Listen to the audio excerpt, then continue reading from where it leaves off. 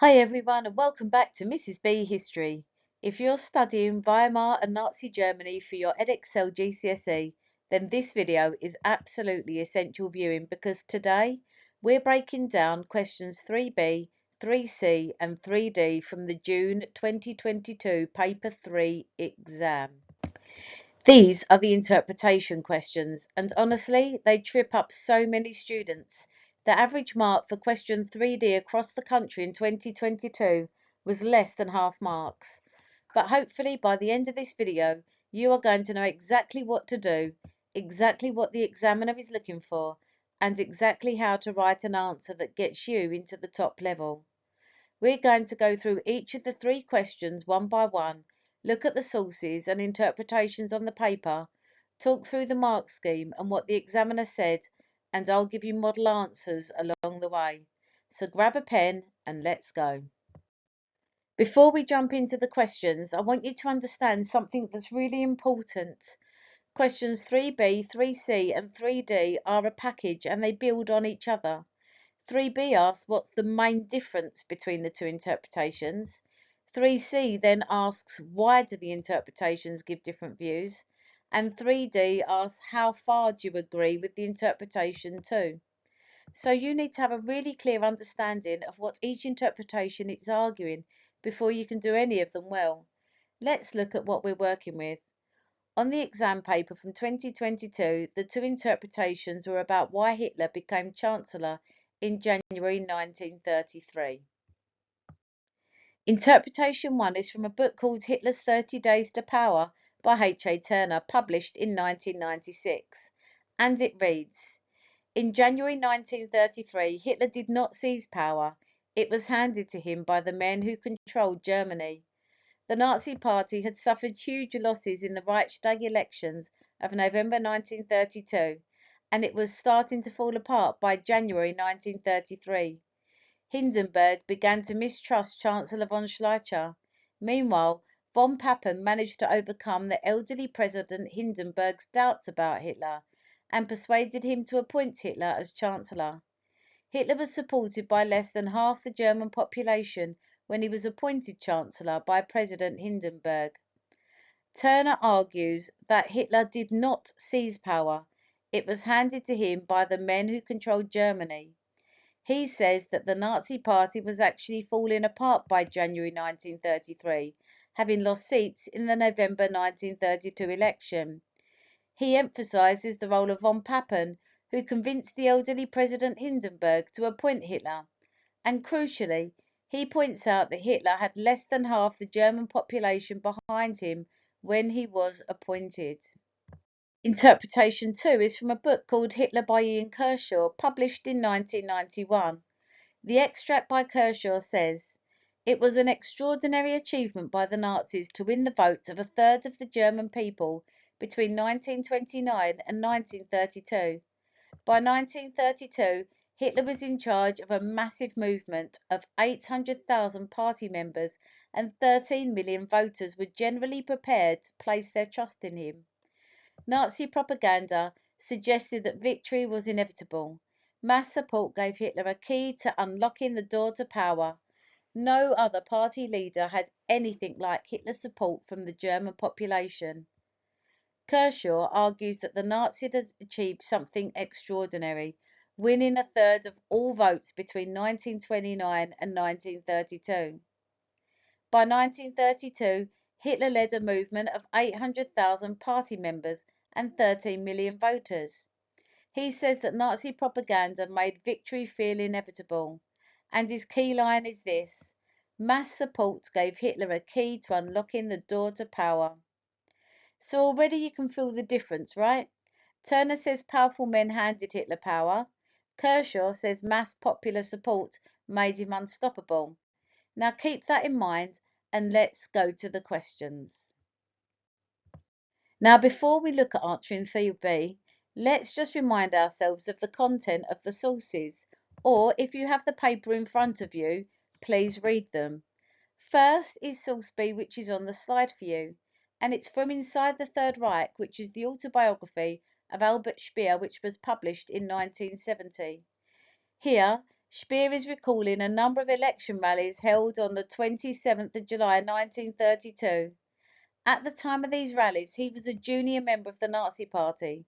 Speer later became a senior member of the Nazi government.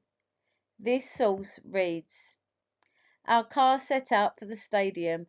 I waited outside the stadium, so I did not hear Hitler's speech, but I could hear thunderous applause from the crowds.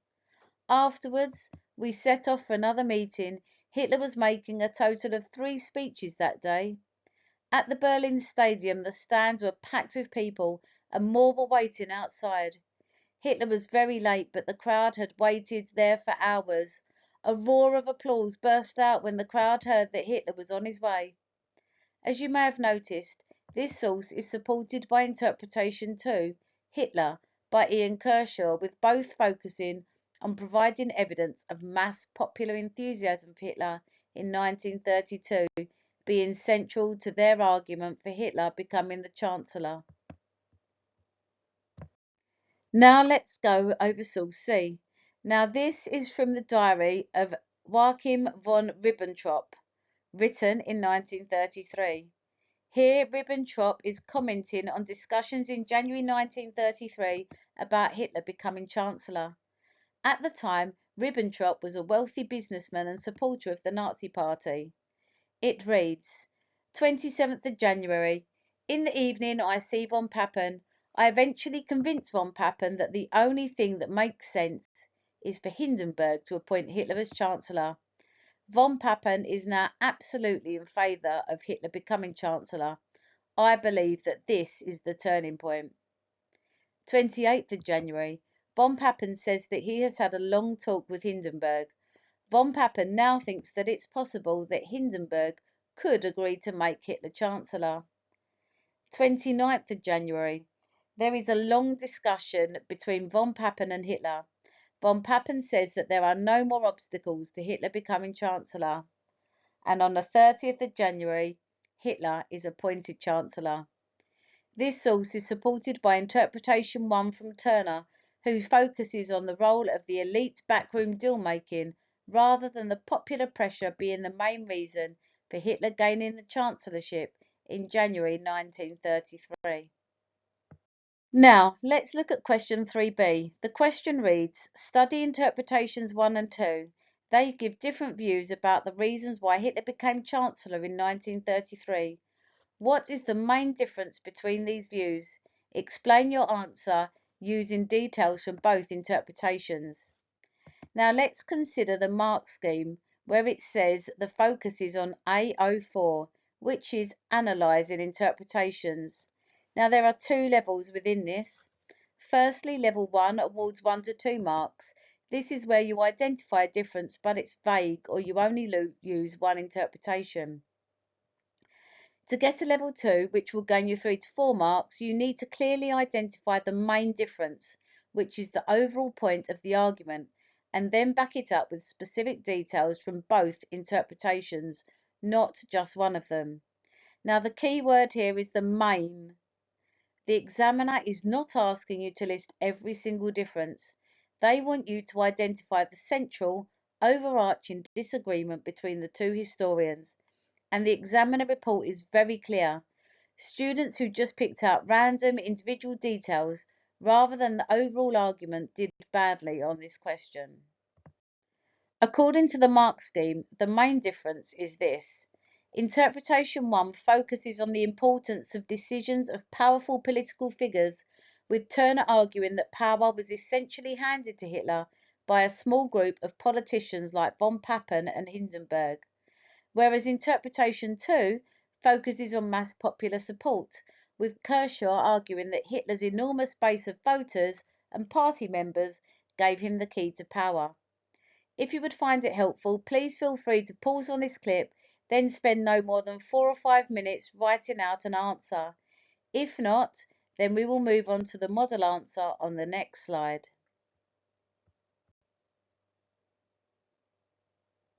Please find on this slide an example of a model answer which is a level 2 gaining full marks. As mentioned, one is saying that it was a top down with politicians giving him the job, whilst the other says that it was a bottom up and that the German people drove him there. On this slide, as mentioned, is the model answer, and this is a level 2 full marks answer. Notice that in it I state the main difference clearly at the start. I use specific details from both interpretations, and I link back to the contrast at the end. Do not just write one says he was popular and the other says powerful politicians helped him without including any evidence. That's a vague level 1. You need to make sure you include the detail. So please feel free to copy the answer down or to take a screenshot of the slide. Now on to question 3C, and this question reads, suggest one reason why interpretations 1 and 2 give different views about why Hitler became Chancellor in 1933. You may use sources B and C to help explain your answer. Now the best approach to answering this is to link the sources to the interpretations which supports it. This has been clarified on the slide for you. Now looking at the mark scheme, this is still an A04, but now you're explaining why historians reach different conclusions rather than the difference in the conclusions. Again, like the previous question, there are 2 levels, with 4 marks being the top mark. For level 1, which is 1 to 2 marks, you need to just provide a simple generic reason with little or no support. For example, just saying they used different sources or they were written at different times with nothing to back it up will get you a low mark. Level 2 is your 3 to 4 marks. For this, you will provide a developed, substantiated explanation that explicitly links the reason to what the interpretations actually argue and support it with specific reference to the sources and or the interpretations. This is where students really struggle. The examiner report from 2022 specifically flagged that students who just said they used different sources, with explaining how these sources led to different conclusions, scored level 1 at best, and that students who mentioned dates of publication with no further reasoning scored 0. Please, when answering, avoid these common mistakes. Saying they use different sources and stopping there, that's level 1. You must explain how these different sources produce different arguments. Saying one was written in 1991 and the other in 1996. Dates of publication again mean nothing unless you explain why the time gap changes the historian's perspective. The examiner report said that students who did this received 0 marks. Matching source B to interpretation 2 and source C to interpretation 1 without explaining the link. That's just a list. You need to show how the source underpins the argument. So if you'd like to pause here and spend no more than 5 minutes writing an answer to the question, please feel free to do so. A model answer for this question is provided on the following slide. Most effective approach, which the examiners love, is to argue the 2 historians give different weights to different types of source or evidence, and then to show how source B links to one interpretation, while source C links to the other. Source B is from Inside the Third Reich, Albert Speer's memoir. He describes enormous crowds at Hitler's election rallies in June 1932, thunderous applause, packed stadiums. This is evidence of extraordinary popular enthusiasm for Hitler. Source C is from Joachim von Ribbentrop's private diary, written in 1933. He describes secret political meetings, just him, von Papen and Hindenburg, in which von Papen is convinced to back Hitler, then convinces Hindenburg. This is evidence of elite backroom deal-making. Can you see the connection? So, source B supports Ian Kershaw's interpretation 2, which is about mass popular enthusiasm, and source C supports Turner's interpretation 1, which is about elite politicians deciding Hitler's face. But, and this is critical, you can't just match them. You have to explain how each source leads to each interpretation's argument. So please find a copy of the model answer on the slide and feel free to take a copy of it or to screenshot it or pause whilst you read it. Now, this is a full marks level 2 answer. It explicitly names what each interpretation argues. It links each interpretation to a specific source. It explains how the source leads to that argument, and it wraps up by identifying the core reason for the difference. We're at the big question, the 16 marker. Now, this question reads, how far do you agree with interpretation 2 about the reasons why Hitler became Chancellor in 1933? Explain your answer using both interpretations and your own knowledge of the historical context. Now, this question is asking you to evaluate interpretation 2. Please just don't describe it, or just write everything you know about Hitler becoming Chancellor. To evaluate it, you need to weigh it up, test it against the evidence, and then reach a substantiated judgment about how convincing it is. Now, as you can see on the slide, the mark scheme has 4 levels, and here's what separates the grades. Now, level 1 consists of 1 to 4 marks. This is where you make some basic comments. You may describe what the interpretation says, but you give very little analysis. Level 2 is 5 to 8 marks, and this is where you provide some valid evaluative comments and some detail from both interpretations, as well as some contextual knowledge. However, your argument isn't consistently developed. To get to level 3, which is 9 to 12 marks, you need to make sure that both interpretations are used effectively. Contextual knowledge needs to be well integrated, meaning that you use it to either confirm or challenge specific claims. And you also need to make sure that you sustain a line of argument throughout. To reach a level 4, which is 13 to 16 marks, you need to make sure that you do all of the above, plus you show an understanding of how the views are constructed, the language used, the emphasis chosen, the selection of detail. Your judgment is substantiated and consistent throughout. The level 4 answer, 16 out of 16, in the 2022 examiner report did the following. It opened by summarising both interpretations before stating a clear judgment. I agree with interpretation 2 to a large extent. It then selected specific details from the interpretation 2 and used contextual knowledge to test them.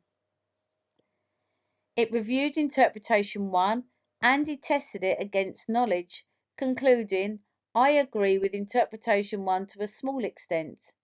This showed that mass support made Hitler's appointment inevitable and that von Pappen's intervention only made it happen more quickly.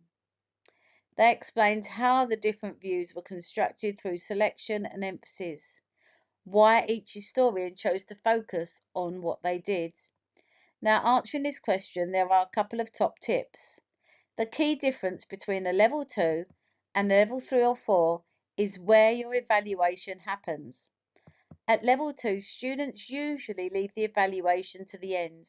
However, if you want a level 3 or 4 answer, then the evaluation is woven through every paragraph that you write. It's important to use your own knowledge, but this must be integrated into your evaluation. It shouldn't just be written as a separate section.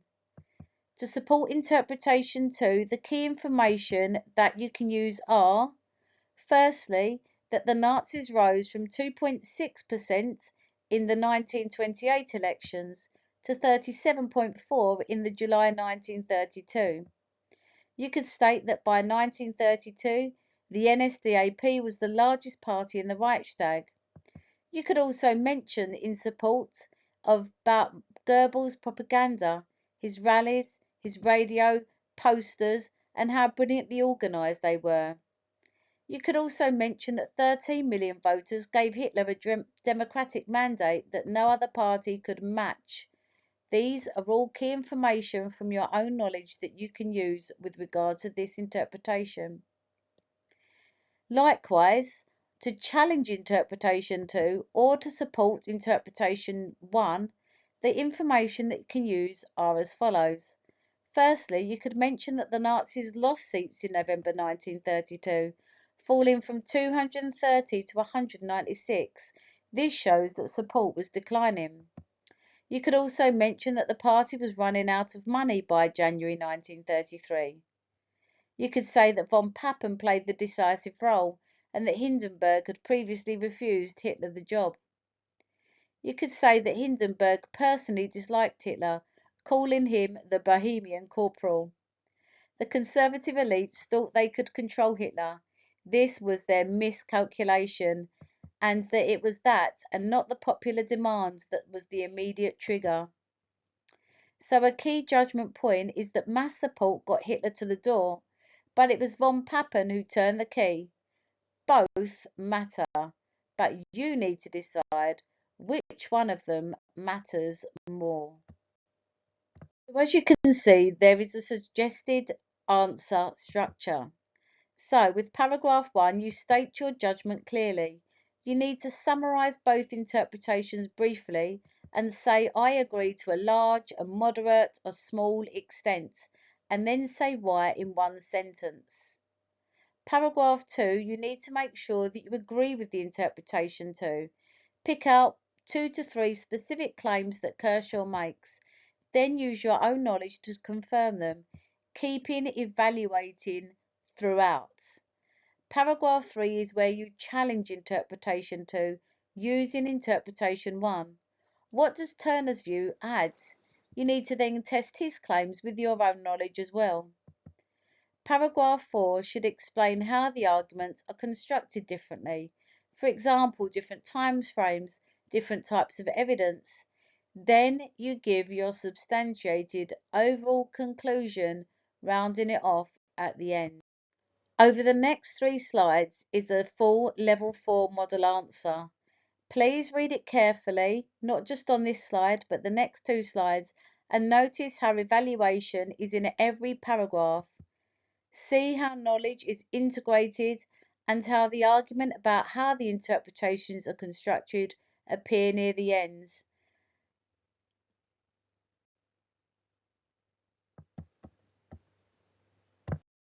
This is paragraph 3, following paragraphs 1 and 2 on the previous page. As before, please feel free to pause, make notes, or take a screenshot.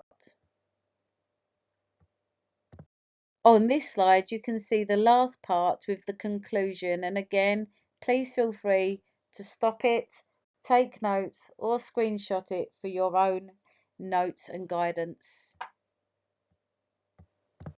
So let me quickly just highlight what made that a level 4 answer. Well, firstly, there was a clear judgment at the start. It wasn't just left to the conclusion at the end. Also, contextual knowledge was integrated into every paragraph, testing the specific claims. Both interpretations were evaluated and not just described. Also, paragraph 4 explicitly explains how the arguments are constructed differently, different time frames, different types of evidence. And this means that a nuanced, substantiated overall conclusion weighs up both views is included at the end. And please don't forget, write accurately for your 4 SPAG marks. Use specialist terms, the Reichstag, Weimar Republic, Chancellor, propaganda, and please try to check your spelling and your punctuation. If you do get to the end and do have time, please go through the last question and check for factual evidence. Check that you've looked at both sides of the interpretation, and please check to make sure that you get your SPAG marks. So here's just a quick slide with the key areas to recap. Firstly, 3B, identify the main difference, the overall key points, not the individual details. Use specific evidence from both interpretations and state it clearly at the start. Question 3C is 4 marks. You need to explain why the interpretations differ, not just that they do differ. You need to link source B to Kershaw, which is MASH support, and source C to Turner, which is elite deal making, but explain the connection, don't just match them. The dates of publication alone will get you 0 marks. And finally, 3D, which is 20 marks. Evaluate interpretation 2 throughout. Don't just describe it. Use your own knowledge to confirm or challenge specific claims from the interpretations. Reference both interpretations all the way through and state your judgment at the start. For level 4, explain how each argument is constructed and write accurately for your SPAG marks. And that's it.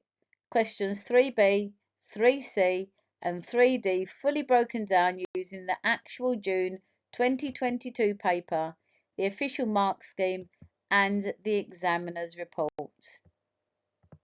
So if you found this useful, please give the video a like. It genuinely helps the channel reach more students who need this. Subscribe so you don't miss any more exam technique videos, and drop a comment below if there's a specific question type or topic you would like me to cover next. So good luck with your revision. You've got this, and I'll see you in the next video.